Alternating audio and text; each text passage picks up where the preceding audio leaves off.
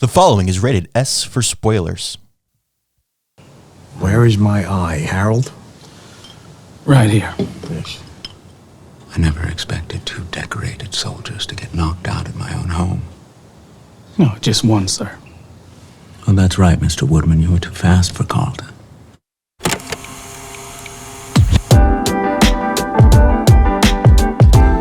Hello and welcome to the Popcorn Hangover. My name is Alex. My name is Graham. And today we are discussing Amsterdam, the newest film from writer-director David O. Russell, starring Christian Bale, John David Washington, and Margot Robbie, among others, with the initial release date of October 7th, 2022, an estimated budget of $55 million, and an estimated opening weekend of $6.5 million. Graham, how's it going this week? It's going good, man. It's been good. Yeah, definitely. I'm excited for this one. This is going to be a fun episode. Yeah, this is a little bit of inside baseball. I saw this movie before you did. You did. And I walked out of it and I thought, Werewolf by Night came out this week. Maybe we should just do that show instead. But I wanted to see what your thoughts were first. And you made a very bold claim. Yeah, which I think is actually pretty fair. I absolutely love this movie. Uh-huh. I was completely enthralled. I was so into it the whole time. I thought it was just incredible. Super funny. Obviously, great cast. I honestly thought it was written pretty well. Apparently, among other reviews, that's not the case. But this, in my opinion, I'm being dead serious, actually falls in like the top 3 movies of mine. This is literally like so interesting to me. Which is why I know. It really is. I don't know. I was kind of thinking through and like trying to really pinpoint and like figure out the exact things. And like, like we always talk about kind of like with your standards, have you ever like what makes a movie a good movie, things like that, and kind of going over. And I mean, yeah, there's so many points. I mean, I don't know. I loved it. I thought it was hilarious. Every scene was either funny or just so well done. I don't know. And a big thing too, I'm 50-50 every time it comes to a big cast, because either you have a big cast in a bad movie, or you have a big cast and it's a great movie. I don't know. I thought that's how this was. I thought everyone did fantastic and did what they needed to do plus more. Sure. Like, I loved this movie. Sure. I mean, yeah, like my initial thoughts, if we're just going to talk, let's just go straight to cast. Like, Okay. 100% the best part of the movie was the cast. Christian Bale is just... He was phenomenal. having so much fun in this role. Yeah. And I mean, he's already a fantastic actor, so that's nothing new. John David Washington, love seeing him. I wish he would do more things. I felt I could not pinpoint what he was from, where I saw him last. And I was like, I know he's not like incredibly well known. Doesn't have like a whole list of movies that he's been in that are like top tier. He's got he's done several movies. I was just trying to think Washington's like what son, no, I know. I was just trying to think like what like popped in my head, but Tenet. Yeah. Main thing in Tenet, like which was more recent. I was trying to think of like what I would have seen him in. And dude, love the guy. Yeah, I really want to see him in more things. Margot Robbie also did a fantastic job. Kills it every time. I do have to say, I'm a big fan of Sex Education. I've talked about it several times on the show, and like the female lead in that show is an actress called Emma Mackey. And in the first season of Sex Education, she's like a punk kind of outcast girl. And so she has like blonde hair with like some pink dye in it and like looks strikingly similar to Margot Robbie's Harley Quinn. And like people would call her out on it and be like, oh, you look just like Margot Robbie. Or Margot Robbie in an interview talked about how like someone went up to her and was like, I loved you in Sex Education. And she was like, I wasn't in that show. And I thought it was like the Harley Quinn thing. Okay. And they look so similar that like Emma Mackey's in the Barbie movie, I'm assuming because they look identical. That's wild. Because to kind of, I think to not make her confused with Margot Robbie in season 2 and like later seasons of Sex Education, she dyes her hair brunette. And there were several shots in here. I was like, oh, that's Emma. Nope, that's not Emma Mackey. It was so similar. It was different seeing her with, I honestly cannot like picture Margot Robbie with dark hair, with like anything besides blonde or colored, like in a sense of, like a Harley Quinn thing. And I haven't seen her in much other than like kind of the roles like that. So like when she literally showed up on the screen, I was like, I know that's her. It doesn't feel like her. It looks like her. And it was. And dude, she killed it. She was great. The 3 of them together. I mean, like, who would have ever thought? Like, I don't know. Like, that's just It's definitely a strange combination. But they were so freaking good. I want to be friends with all of them. Like literally want to like know them. They were good. I didn't buy the chemistry between John David Washington and Margot Robbie, which was part of my problem. And I can agree with that. And I think a lot of that just has to do with the story. I mean, I don't know if it hasn't been made clear already. I was not the biggest fan of this movie. I want to say it was bad, but like it just wasn't for me. Did it hold up to your expectations? Yeah, and I think that's also part of it too. I have to acknowledge it. I did have expectations going in that were not really met. It was very different than what I thought it was going to be. Yeah. The story was just kind of, I didn't care for the story at all. It was, when I left the theater, my brain like hurt. Like I felt so exhausted trying to keep up with all of this stuff. Like, oh, we're going to go, oh no, we're not going in that direction. Oh wait, this isn't a whodunit. It's like a political conspiracy. Like, okay. Overall, thematically, it wasn't really for me. I do have to acknowledge, like, there are some really great things. When you have a cast like this, I mean, again, everyone did so amazing. And not even just, like, the main cast, but just, I mean, Mike Myers and Mike Shannon, like, both just, like, were playing off of each other so well. Taylor Swift had an appearance, which, I mean... Not gonna lie, I thought she was going to be in that way longer. Really? I kind of assumed that she was going to be in it about the same length. Relatively short-lived. I was not expecting her to be literally relatively short-lived. I think everyone, I'm not kidding, one lady was like a gasp, like girl was shocked. I was too, because like I figured something was going to happen at that point in time, because she's like, oh, I don't know if I'm being listened to. I think I'm being followed. I was like, okay, yeah, someone's out for her. Figured maybe she gets shot or like quietly assassinated, something like that. Mm-hmm. Girl literally got hit by a truck. Girl literally got pushed in the street and hit by a truck. She didn't get hit by a truck. She got run over. She got rolled. Truck. Yeah, no, yeah, that's the thing. She didn't like bounce off. Girl was like crunched. Yeah, those wheels bounced. That is a big difference. Yeah. She was clipped pretty quick. And I don't know. They were just, those are like definitely highlights for me. But like Rami Malek did a fantastic job of what he was given. But yeah. And you heard it in the clip at the beginning, like he was whispering, and I couldn't tell if he was trying to be a Bond villain again or like what his deal was. Yeah. Anya Taylor-Joy was just kind of annoying. I typically really like Anya Taylor-Joy, but was not a big fan of her. I don't know. Overall, and I don't want to blame those actors because those are all fantastic actors. I just think that had to do with the script and the dialogue they were given. It definitely does. Actually, I don't want to say that. I think it's the direction, quite frankly. I think that's the overall problem with the movie is the direction was just all over the place. And the thing that's just mind-blowing to me is that David O. Russell also wrote the film. Yeah. So you would think that the two things would kind of go hand in hand. But I feel like the script was trying to do one thing and the direction was trying to go in another way. And I don't understand how that happened when the same person did both of them. Right. Like that doesn't process very well. And we'll talk about David O. Russell more in a little bit. Yeah. Or I don't know, we're on the topic. Let's just do it now. If you're for audio listeners, whenever I mention the $6.5 million opening weekend, Graham made a genuinely face. Shocked. There are some of these numbers I don't actually get to or normally look at until we record. Right. I'm not normally a big numbers guy. It is nice to know, especially when it comes to the reviews and stuff and the ratings. I was very shocked to find that out. With a film with a cast like this, I was definitely expecting it to be higher. I know you said you saw it early this afternoon with like nobody there. Yeah, maybe 10 people. I saw it on a Friday night and there were not even 10 people there. And I paid extra for like the big special like fancy version. Like it was a big theater and everything. And like it was empty. That's crazy. And I think it's a couple of reasons. Number one, Smile has been absolutely killing it the past couple of weeks. People are obsessed with that movie. It's Spooktober. Never going to catch me watching that. So yeah, I understand it has some competition in that regard. But I also wonder if part of it has to do with David O. Russell. I don't know all of the details, but he's got a pretty sketchy past. There's a reason that he hasn't made a film in I think 8 years.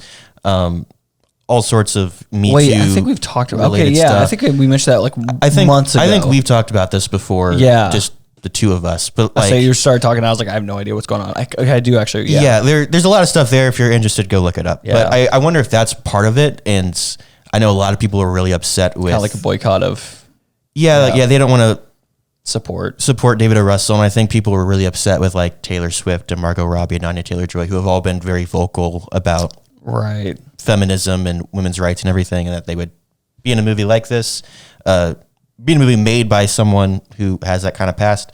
So I wonder if like that all has to do with the low open as well. It definitely could. I mean, that makes complete sense. I mean, most of the time you'd see them. I mean, really, fans or people had a big deal with it. They normally go after the actors having that choice. But I mean, like I said, I really haven't heard much drama or any main reason of why that would have bombed as bad as it did. Right. But that's definitely a solid. Yeah, it's a potential. But kind of back to my overall review, I do think the strongest part of this movie was the cinematography. It looked so good. There were so many shots where it's like, wow, this looks this is beautiful, incredible. Yeah. And I mean, it's not a surprise when you hire someone like Emmanuel Lubezki, who's like one of the greatest cinematographers of our time. Like, honestly, like I'd put him like Roger Deakins and then Emmanuel Lubezki, because I mean they're both fantastic. Yeah. So I mean, obviously the cinematography is going to be great. I loved the color on this movie. I've seen a lot of reviews who are like, I hate all the sepia stuff, but it was new. It's not something you see a whole lot. It really fit the vibe of the 30s and kind of like this neo-noir thing they were going for. So yeah, in terms of the way it looked visually, I'm here for it. I was pleased the whole time. It was so fun. I loved looking at the screen the entire time. It was like nighttime New York, like they're like downtown alleyways, like just like all the clips from beforehand. Yeah. And then like jumping back and forth between the centuries. I mean, it was so, I loved everything about it. Yeah, there were, in particular, the one that just like stands out in my mind especially is the sequence when they're talking about how they are all friends in Amsterdam, and like there's just a quick montage and just every shot was really, I don't know, it felt very different, and it felt like a lot more fluid, a lot more fun, which is what that time in their life was supposed to be. And then we go to these other periods and it wasn't, it was a little more static and closed off. Lots of pushing in, which got a little repetitive. But yeah, I don't know. Overall, I loved the cinematography throughout the entire film, and I will give them props for that. That's dope. Okay. So Graham, I have to ask. Okay. I need specifics. Why is this like your top 3 favorite movie? Like I honestly. Like, I don't necessarily know, especially compared to the other movies that I had in my top. Like, my top 3 personally have always, it sat with La La Land was first, Whiplash, and Baby Driver. Baby Driver's still up there. I don't know honestly where I would throw the end of the mix, but this just felt to me just like one of those. I just literally the whole time I was just enjoying it. And like more or less from a personal standpoint, like I just enjoyed the whole like murder mystery kind of like whodunit style, but also with like the, like, I think the whole idea where it was like most of this actually happened kind of in the beginning. And I was just like, I mean, obviously it's based off of little things, but like, yeah, it was just a different spin on history in a sense. So a fun little tie in there, but I know it's something I don't have like any major specifics, but like for those things that, make a movie a good movie, in my opinion, hit all the boxes. I enjoyed every single minute of it. And I think honestly, like everyone in our theater did too. Like I said, people were gasping, laughing hysterically. I honestly I mean, kind of like, I know we haven't gone over like the ratings and scores yet, but like, it seems to me like for a decent amount of the audience that has seen it, for like an audience score, like has come back relatively well. Now critics, like, across the board on the majority of them has not done the greatest, but no, it has not. Yeah. And we'll get to that a little bit later. I don't know. I definitely see like what you're saying, and I can also understand why people would really enjoy this movie. It's just, I don't know, like I said, like I walked out feeling just tired and exhausted from trying to, and maybe it's just me, like just being me and trying to figure out like where this is going and what's going on and why they're doing the things they're doing. Like there's a lot of stuff going through my head while I'm watching a movie. I can't just like sit there and enjoy what's happening. And I think like, and for me, a big thing with me personally, like, is when a movie can do that, where I'm having trouble predicting where it should be going or what like the traditional route is, and it's not there. I know at one point in the movie, I just gave up. Sure. And I was like, I'm just here for the ride. And I was there for the ride. And like the way it tied in at the end, and it really just rounded out the whole story. Obviously, it just didn't like leave any cliffhangers. It didn't like, it can't. So it like, I don't know, it just rounded out really well. Like the whole movie, the whole time, like I got out of there and really was just like, yeah, that was awesome. Like that was just a fun little experience of a movie. Like, I don't know. It just, and I think for most people, kind of like I said, from like an audience fan, which is general audience, who's not going to go into that critiquing the little things and really looking for those details that should have been better. Cause there is a lot that, correct, from like, I do agree with a lot of what you're saying with the direction and things like that. But I just think if for someone who's just going in and enjoying it, like it was funny, it was great. Had a couple twists there at the end. Honestly, at the very end, I was sure the homeboys, the two spies, the bird boys, I thought they were bad. I don't know why. Something just always seemed off with them. So I was like, I knew immediately that when Rami Malek was like, oh, I can't tell you, but they killed some birds. I was like, okay, come on. Yeah. It's Rami Malek. He's trying to push him to the side. He's like trying to get him off his tail, whatever. My issue with that was like, it was supposed to be a whodunit. Right. And that's what I was expecting. And then all of a sudden, the whodunit aspect was kind of just like a random thing that happened, and it didn't really matter anymore. Right. And it was just like, okay, I just spent 90 minutes following this whodunit, and that 90 minutes just doesn't matter. And again, maybe it's just me being me, but like and it was just so predictable at what was going to happen that I was immediately just like, okay, that felt like a waste of time. We could have just really made it clear that Rami Malek was sketchy, and then, kept on going. Yeah. And then I didn't like all of the military propaganda. I mean, support the troops. It's great. Right. Veterans get screwed over a lot, and that sucks. But I didn't need to hear about it every 2 seconds. Yeah. I didn't care. And I understand that's part of the actual conspiracy and the historical relevancy to that. Just in that time. Right. Yeah, but I just didn't care. And that's the like kind of the recurring theme is I just didn't care about anything. I didn't buy the relationship between the three of them. Like, really? No. Oh, see, that was one of my big the chemistry between the three and just the way it felt like it would have.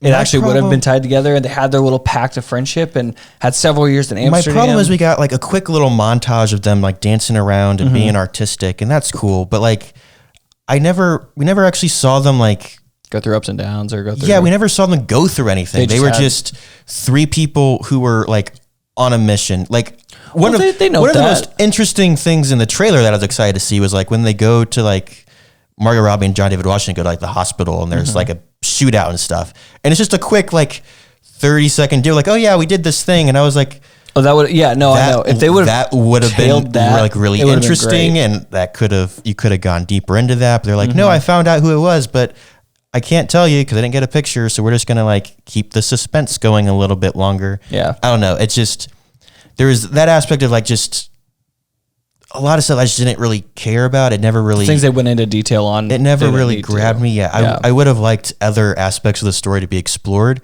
The other big thing that just really, really bugged me, and again, this is I think a directorial decision, is tone was just all over the place.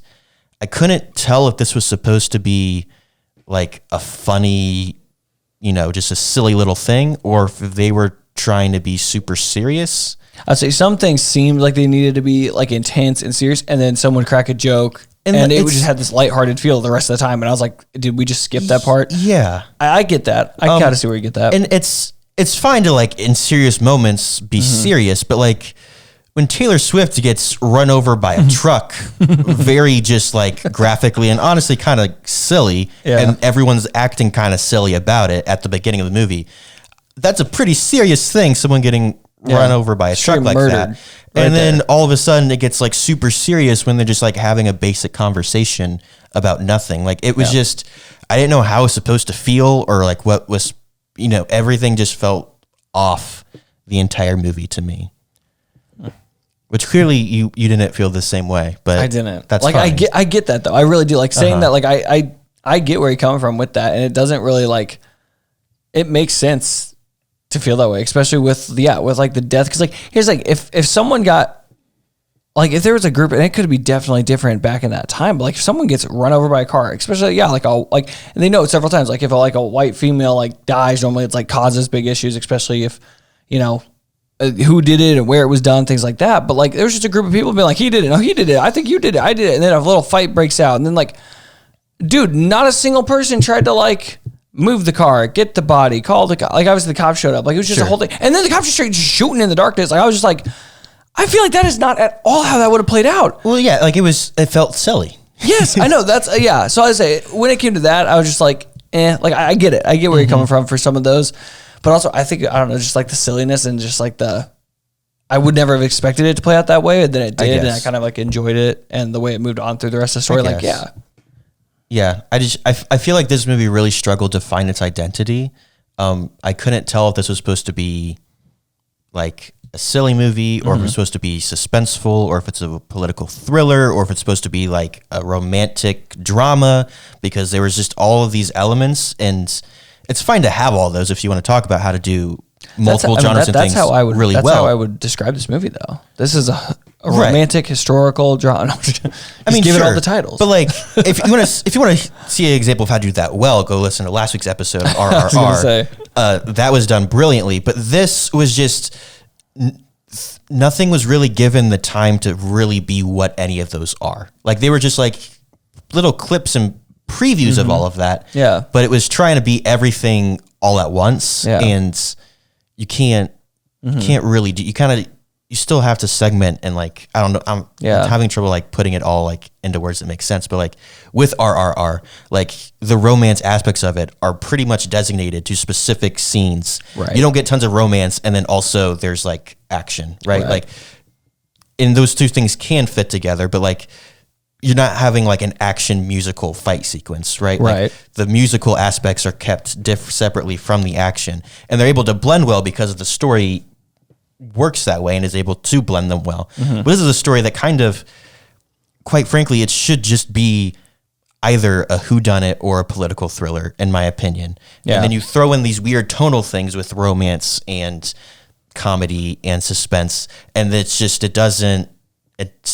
a combination that just doesn't work very well. And honestly, a part of me was thinking, and like I get that, but like I'm thinking honestly, a part of it, like with this story and these characters, like I don't know personally how historically accurate this is. Like with the three of them, I looked into it a little bit. Like were the three of them, those three characters? No, okay, I didn't think so, but I just didn't know like how much of like if there was a line they didn't want to cross, if there was some things they wanted to do but didn't do, so they did a different route, and that was like, okay, it didn't work out as well as it could have. But again, they just were like, if they were, I figured not. But David O. Russ was just taking a moment in history and was saying, "This is something like I like to do whenever I'm like coming up with new ideas. Is like take a moment in history and say, okay, like we know how this ended. How did we get to this point? And that's fine. He just, I don't know. Yeah."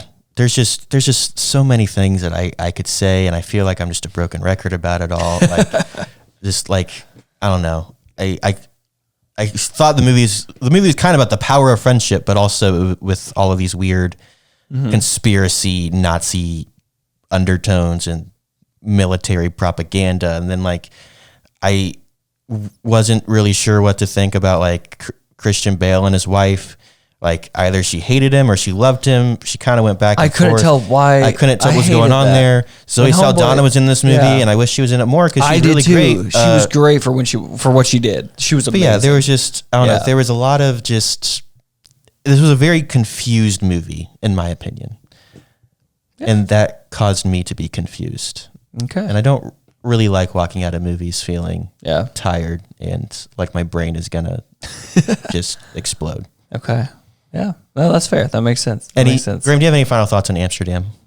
I kind of wrapping through. I mean, honestly, yeah, like I said, I enjoyed it from a general audience perspective. I think it's going to be one of those things where it like a big example I could think of when it comes to like, and this is more or less like reverse, I guess, but like take Inception, for example, like as a movie, Inception is fantastic. Everyone loves it. Same thing with like Tenet necessarily too. Great movies. Okay. But for like the general audience, it could be like super hard to follow. Unless you're really like looking for what you're looking to. I think if you reverse this is a great movie for a general audience. If they want something funny, they want a good time, I would genuinely recommend this to everyone. I say go watch it. Go see this in theaters. Do what you want to do. Form an opinion, and definitely let us know, because I'm very interested. Yes. But that's what I'm saying. Like, I think it's, if you're looking for getting into like the details and the small things, like, it's maybe not the best movie ever made.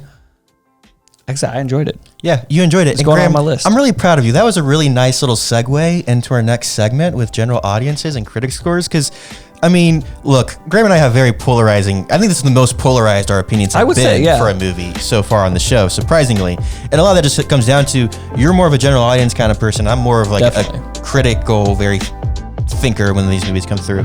And we're gonna talk about that. Like, what is it that critics are looking for in movies versus what a general audience might be looking for in a movie? And we're gonna dive into that next segment.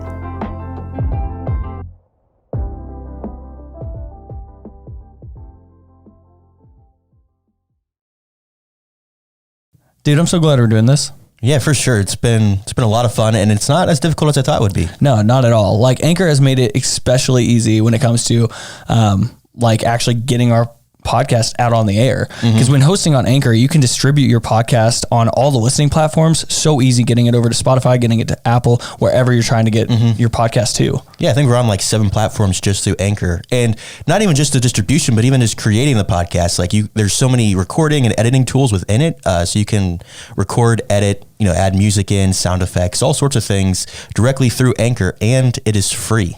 Dude, that's amazing. It's incredible. So if you would like to start your own podcast, just like ours, go to anchor.fm on your desktop device, or you can go on to your mobile app store and download the Anchor app.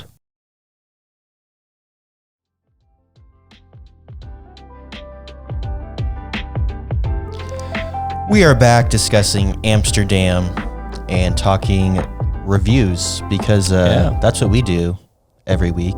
That's the point of our show. That's the whole point.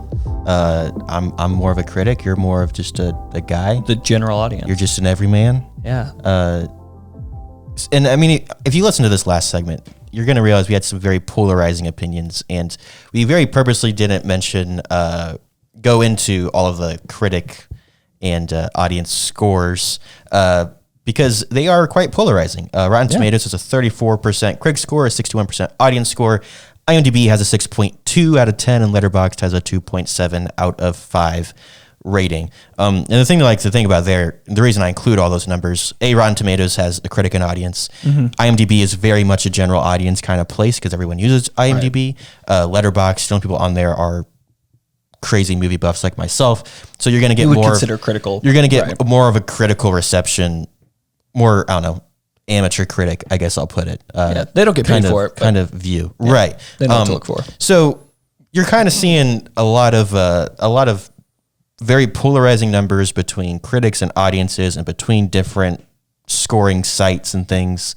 I just wanted, and I don't know, part of this discussion is also coming from a conversation we had recently, where we were talking about Don't Worry, Darling, and everyone was all upset about our different opinions. And one of them was like, I know why I like and don't like it, but like, why, from a critical perspective, like, why is it bad from a critical view? And like, we talked about it, and I really thought there are definitely different aspects on how people are looking at movies, because it is art and it is subjective. Right.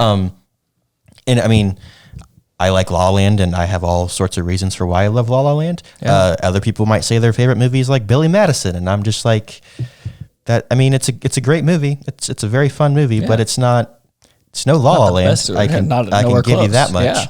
Yeah. So I kind of broke down a few like different aspects that I feel like a lot of people are always talking about when it comes to reviewing movies, like regardless. And I don't know, we'll see what I'm looking for in these things, and then what you're looking for in these things, and maybe we can kind of find like, I don't know, a middle ground as to like the difference between audience and critical like, I'm down, dude. Thoughts on movies. So the first thing, and I think it's the biggest thing, is story. I mean, movies are just stories. I think it is the greatest form of storytelling. Graham, when you go into a movie, like, what are you looking for in terms of story? What makes a good story for you? What makes a bad story? I think it depends. I have two ways of going into movies, and I think a lot of people do. For some movies, when they have major hype, think of like Endgame, Infinity War. I think Infinity War, you never watched a trailer, correct? I did not. Yeah. No. And there's been very few movies I've ever done that for. Marvel movies, I normally watch trailers consistently as they come out. I like to know things like that. But it really depends. If I've seen several trailers, if I'm really like, if I go in like expecting one thing based on what I've seen, like for example, Jurassic World Dominion, that I thought I was seeing a totally different movie. I was excited. I was going into the theater for that movie. I did not see that movie whatsoever, so it was different. When it's movies like this, for example, Amsterdam, I did not hardly see any marketing for this movie outside of the theater seeing other movies. I would see the occasional trailer in theater, which is normally relatively quick.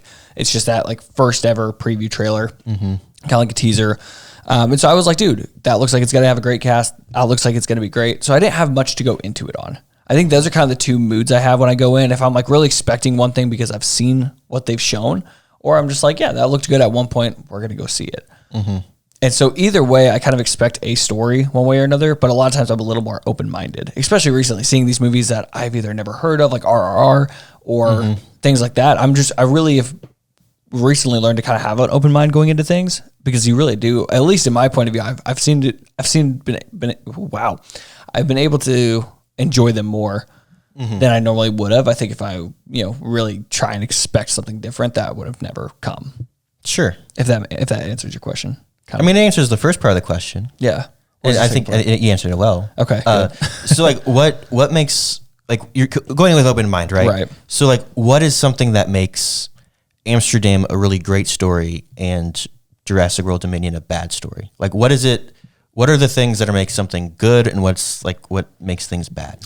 I'd say kind of like I noted in the first half of this is like with Amsterdam, when it has a crazy story that I would have never expected or put together on my own, that I would have been like, oh, I'm following along because I knew this was happening.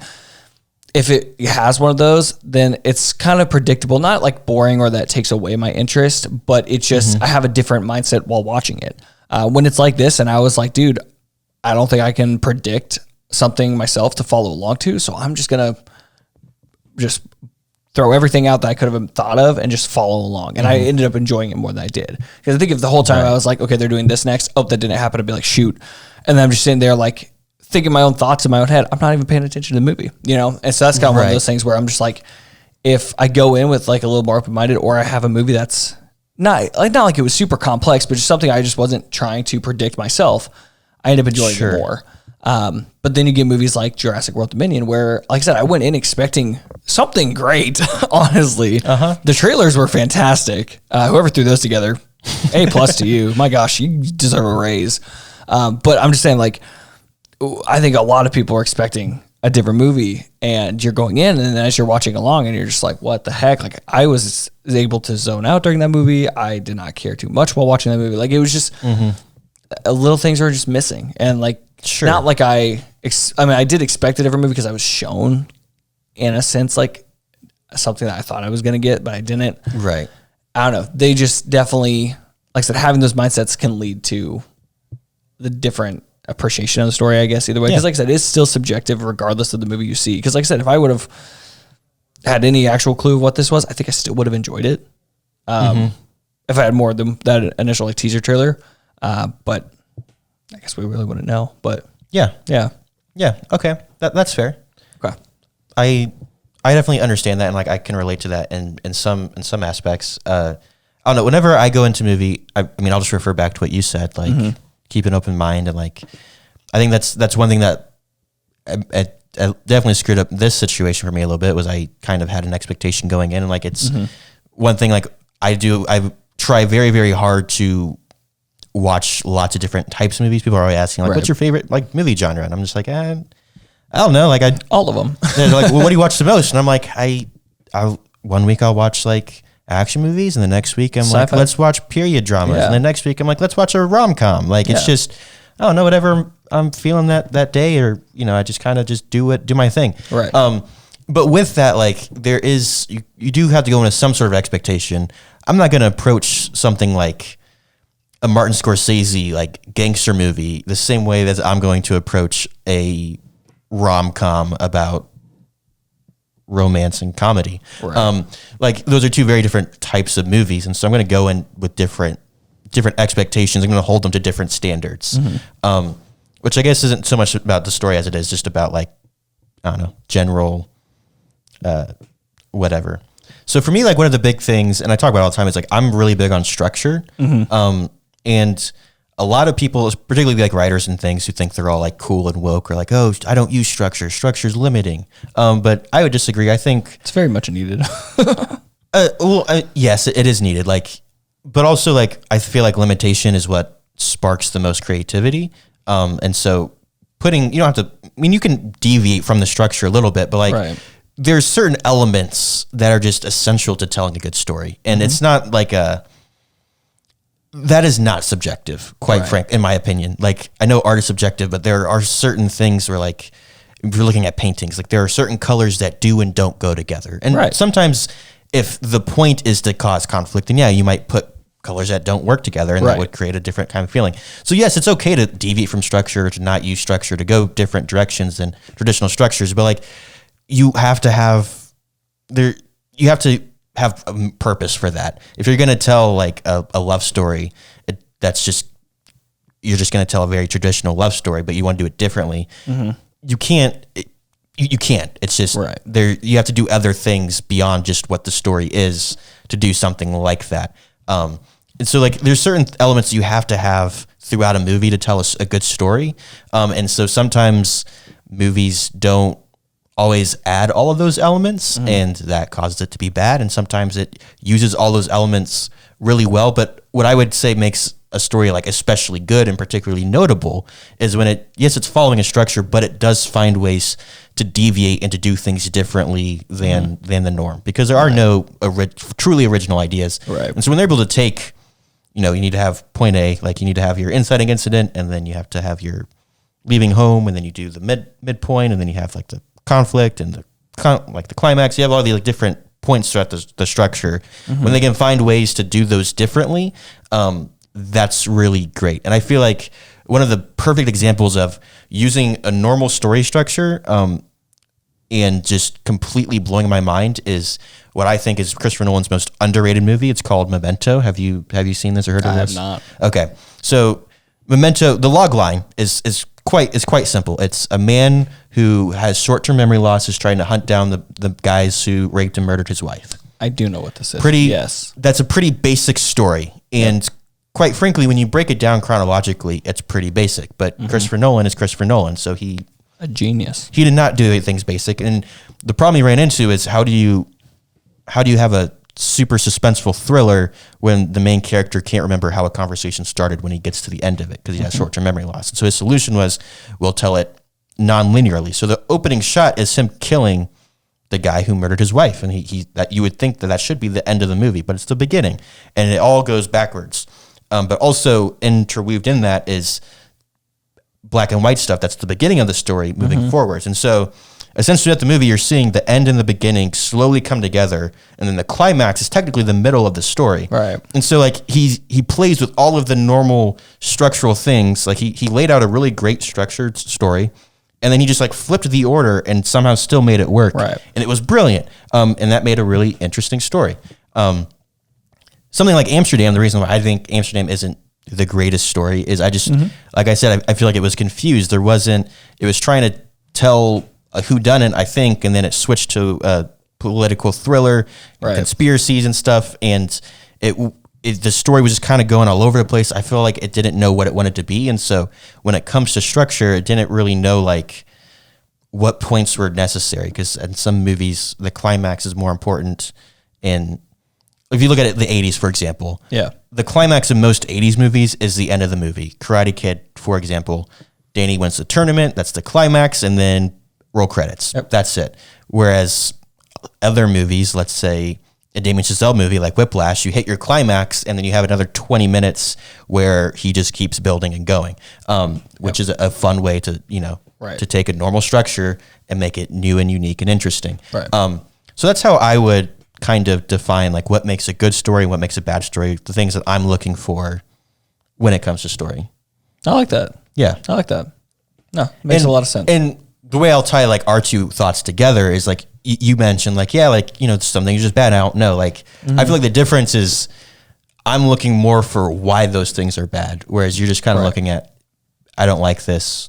Right. I'll move on. Not that that's a bad thing. Cause I mean, it's a movie. It's just people shouldn't take it too seriously all the time, but right. That's advice that I'm not going to follow.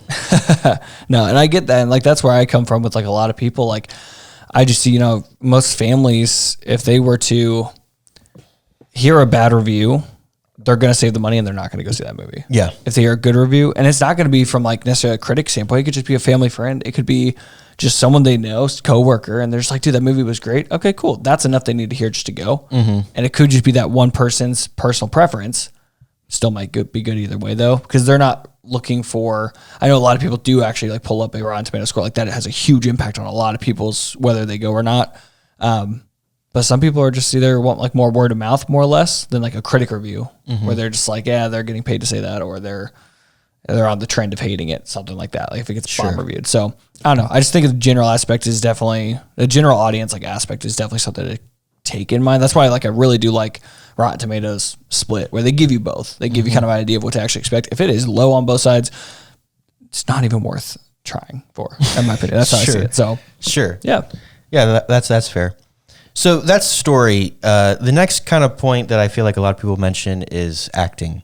And I've broken acting down into two categories. Okay. Because I feel like there's an element of talent of how well the acting was done, but I also feel like there's an element of name recognition. Definitely. So when it comes to acting, Graham, what are you looking for in the acting of a movie? It really just like kind of like chemistry between cast. I like when people like when it seems like they would like actually have the conversations they're having, when they actually like are able to have like banter with each other. And like, obviously I know that really kind of relies on like the writing and dialogue that they actually have to base off of. But like, you could definitely tell when two actors hate each other off set versus what they're showing up on film. Like it does reflect. Some actors are good enough to hide it. Some are not. Yeah. Just go watch Don't Worry, Darling.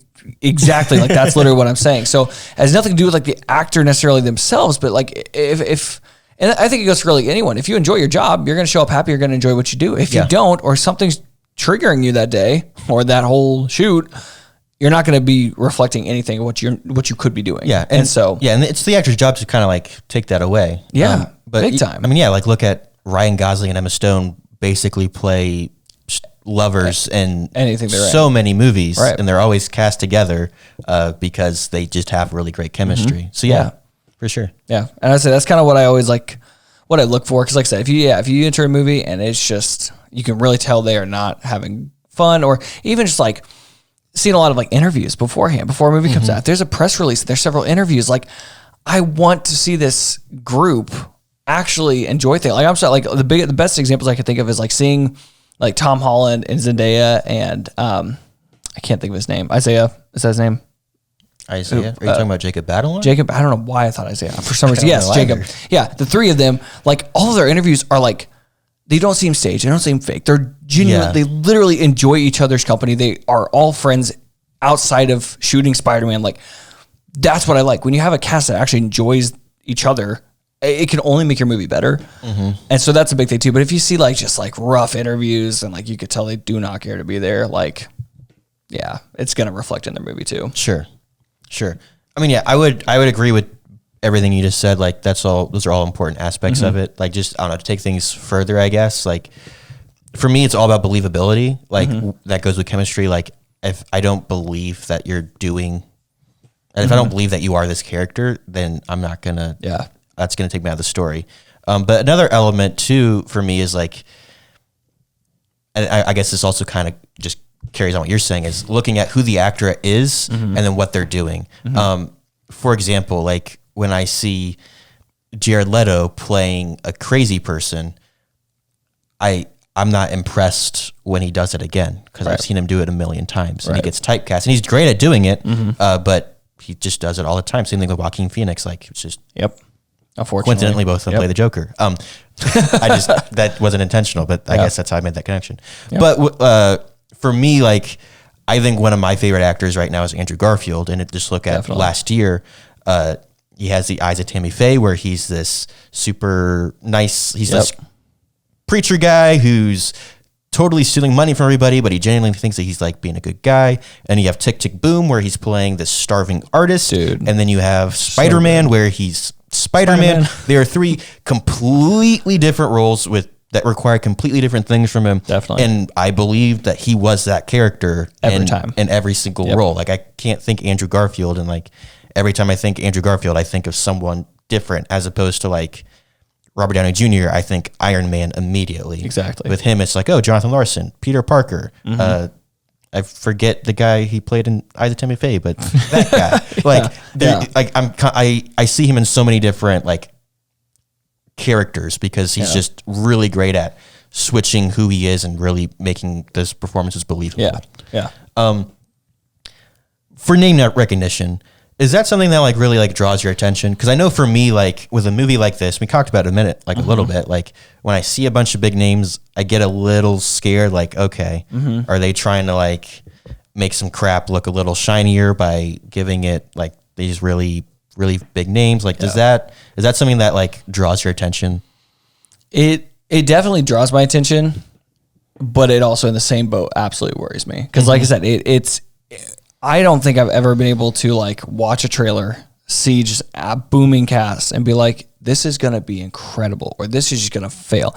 When I see that, I'm just like, this is going to be 50-50. I'm going to go watch this movie, and it is either going to be absolutely incredible, or it's just going to bomb, and it's just not going to be fun. It's not going to be good to watch. It's just, they're pulling obviously just off star power and nothing else. Like, it's definitely, I would say it's a 50-50 for me. Like, it does excite me, because like I said, like, dude, these actors, like Christian Bale is killed it. Honestly, I loved him as Gore in Thor 4. It was great. Seeing him in this was just like something totally different. And I'm like seeing, like, at first I see him come on, and I still just see him as like Bruce Wayne. Like, I see Batman. I'm just like, yeah, it's Batman. And then like him talking and just playing this character and answering it was like incredible. I loved it. He was fantastic. And there's just, like I said, seeing everyone else come in and just play the roles that they were playing. They just did it so well. So I just, in this case, for me, they killed it. Every single person listed in this movie, I'm glad they were in it. Yeah. Because I think they would have done great. I think sometimes, though, too, a lot of movies, though, I wish a lot of movies, I think I've mentioned this kind of before, is I wish a lot of movies would take the chance on just the random actor. Because, like, obviously, all of these people started somewhere. They got that one break, and obviously they're doing great still. And I'd love to see everyone we like see all the time. Well, and especially with a lot of like these roles, like Taylor Swift's character could have been played by literally anyone. Exactly. Like Mike Myers. Like, I love seeing Mike Myers, but also like literally anyone could have done that. Like, it could have, and I don't know, maybe with an insignificant role like that, where the character is so insignificant, I guess it does kind of make sense to have a big actor, because it keeps your attention more when it's like, oh, hey. It really kind of helps. It doesn't hurt anything, I guess. But but that too, if like say you pull someone, like pull a nobody, give them this role, they bomb. It's so short, it's not going to hurt your movie necessarily. There's that. But then also I wonder, to go back to like what I was saying about Emma Mackey earlier, like she's not an unknown actress, but she's definitely not Margot Robbie. No, like, exactly. They're very similar actors. Like, what if they did add Emma Mackey in there? Like, would the movie really be that different? I don't know. Right. Yeah. It's always just a toss up in the air with that. Yeah. Like I said, I wish, like, especially, like you said, with movies like this, like I do understand, like, when it comes to some just bigger movies, like I just always jump about like Marvel movies or something. Like, of course, they're not just going to necessarily take like an absolute nobody and throw them into some massive role in today's time recently. I mean, obviously, that's where a lot of these heroes got starts. Well, and that's the disappointing thing too, is because and they've all, nobody knew who Chris Hemsworth or Tom Hiddleston were before Thor, and now look at them. It's really same thing with Miss Marvel. Like, she didn't really play in much of anything, I think. Yeah, Iman Vellani is new, but that's just because she's young. Like, that's true. The thing I really hate about Marvel right now is there's all these big fan castings, and we need this person to play this guy and this guy to play this other dude. And it's like, okay, but remember how it all started when nobody knew who these people were, right? And now they're all fantastic, and the roles that they're in. Like, I agree with everything you're saying. The one thing I've noticed about myself is that I've definitely gotten a really bad habit of getting excited by like big names. Yeah. Like this movie, like it caught my attention because I was like, oh, that is like everybody's in this movie. And I feel like I've started to get into a habit of like, oh, if all of these actors are gonna literally put their careers their morals in the case of some of like the female leads to work with this director, it must be really fantastic. Right. It just gets you wasn't. thinking. So I don't know why they made that decision. They must have. I mean, it did have a $55 million budget, so I guess a lot of that money went towards $40 paying million of that actors. was for actors. Yeah. Yeah. I really hope they didn't take. I'm surprised it's not bigger. I'm surprised it's not a bigger budget with the actors that they did have. Yeah, I feel like Rami Malek is like expensive. Robert De Niro. I'm sorry, like.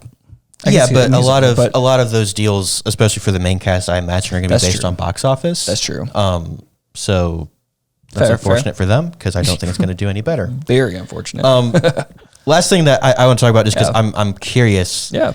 For me, I can't not like watch something and admire how it's made or wonder how it's made. I love BTS type stuff. I love like the Marvel assembled series on Disney Plus. So good. Like Euphoria, for example, I think is a fantastic show. And quite frankly, I don't care about the story. The acting is good most of the time. But the reason I love that show is because the technicality of everything that Sam Levinson does to tell the story is just mind-blowing to me. And I'm like, how did they do that? Oh, how did they light this? This was cool. That camera movement was cool. How did they do that? Why did they do that? That's a lot of things going through my head when I'm watching things. Do you even like notice like, oh, the camera's like pushing in, so that means this, or the camera's doing this, or oh, they lit them this way. Like, are those things that you think or that you're looking at or notice? Does that change the experience for you at all? Occasional shots. It's more or less just for me personally. Like, I don't ever focus on those things. To be honest, right. I don't. It's not something that will like change my full opinion on a movie. If I actually pick up on something, I'm more or less like, nice. Like I'm a little impressed with myself, more or less. But I definitely do notice them, especially when a shot is just shot at a certain angle or a certain way. You're right. Something's lit in a different way than it normally would. It just like kind of catches you off guard. Like, yeah, I definitely pick up on those, and I really do like. I think I have the. I know enough to be impressed when I see it. Sure, and it really just helps my my thing. I'm not looking like, oh, I hope they do a shot this way, and then it doesn't happen that way, and I'm just like, dang, that is trash. Like, I'm never like hoping to see a certain shot, but if I see something and I'm just like, that is beautiful, that great, 10 out of 10. Yeah. It just makes my experience better. Yeah. For me, it's the complete opposite. Because like I said, I can't help but not notice it. And so like there are times where I'm just like, something be set up and then they'll do some weird shot. I'm like, why'd you do that? Why'd you frame it that way? That was ridiculous. It would be better if you did it this way. Or like, definitely. Why, especially with editing, like why did you cut there? Why did you not cut there? Like what's going on? Like why is this a long take? And then there's a random cut in the middle of it. Like that's all stuff that I notice all the time and I'm obsessed with. And it quite frankly can make or break a movie for me. I do think that story is like number one, but I also think that the technical aspects. The reason I think that movies are the greatest form of storytelling is because all of those technical aspects have to work together to elevate that story and to tell that story in the best way possible. And so while yes, story is a major chunk of what makes a movie good or bad for me, but like the technical aspects of it can either destroy or save a movie. Because I've seen that in several, for example, Euphoria. I don't really care for the story too much other than the stuff with Zendaya in it. Like her story is really great. Other than that, I don't care. But the way that the story is told and the way that they're using all these elements of filmmaking to tell that story makes it one of my favorite shows of all time, just because it's brilliant storytelling, even though I don't really care. And I think some of this stuff is kind of lazy and ridiculous. Yeah. But in this case, like, I think I liked it as much as I did because the cinematography was incredible. Some of the stuff they were doing, I loved the color of it. Like I don't know. The technical aspects can make or break a movie for me. I think to some degree, I do agree with that. Because in some cases, though, like for me, for example, I don't have the amount of knowledge and like just overall experience of what you guys have seen and like what a lot of the guys we talk with and go over things with like pick up on. So if I do ever see something, I'm just like, yikes! Like why did they do that? I always second guess that opinion because I'm like, would I have done that differently? would everyone have done that differently? Like, is that from from a critic standpoint being like, that should not have been done? Or is that just me personally being like, didn't enjoy that, but everyone else did? So I just always sit there and kind of like second guess. I'll see a few things, but there are definitely some of the things out there that I'm just like, that was the money shot. Like, good for you. Yeah. I feel like that's the category where you get a lot of the discrepancy between critic and just general audience, because general audiences, they don't have the knowledge, and quite frankly, most of them don't care what focal length the lens was at, or what aperture they were shooting in, or the shutter speed was different here than it was here. Why is that? Like, they don't care, they don't notice, they don't pick up, they don't know it. They just don't understand how that works. And I mean, I don't understand how cars work, and I'm just like, they go and I put gas in it, I press the pedal, she goes. Like that's all I know. If it breaks down, I'm screwed. I think that's the biggest discrepancy there, but also those other things are important. And I feel like we had some slightly different viewpoints on how we saw things.